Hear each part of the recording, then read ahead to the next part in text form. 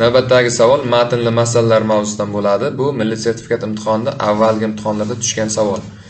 Demak, basseyn ikkita quvur orqali 6 soatda to'ladi. Bu ikki quvurlar alohida ishlaganda birinchisi ikkinchisiga qaraganda 5 soat tezroq to'ldiradi deyapti. Demak, ikkalasi alohida ishlaganda har bir qancha vaqtda to'ldiradi degan savol berilgan. Demak, ish masalalarini o'zi mana bunday ishlashimiz kerak. Birinchisini 1 taqsim tugatish vaqti x bo'lsa, ikkinchisiniki y bo'lsa, ikkalasi 1 taqsim t ikkalasini birgalikda bajargan vaqtiga tenglash kerak.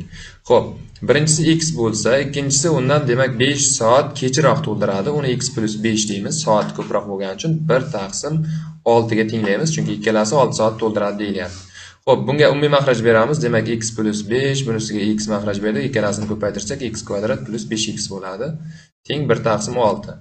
Xo'p, bu yerda endi proporsiya qilib ko'paytirsak, x kvadrat plyusdan 5x teng 6 ni ko'paytirsak 12 ta x plus 30 bo'lib qoldi. X kvadrat minusdan 7 ta x minusdan 30 teng 0. Bu yerdan x topsak x teng 10 bilan x teng minus 3 chiqadi. Minus kerak emas. X 10 ekan. Bittasi 10 soatda to'ldirar ekan, ikkinchisi undan 5 soat kechroq to'ldirsa 15 ekan. 10 va 15 degan javob bu yerda to'g'ri bo'ladi. Videoga like bosib, mana shu videoni saqlab yoki repost qilib qo'ysangiz, imtihon oldi yana bitta ko'rib chiqsangiz juda ham foydali bo'ladi deb o'ylayman.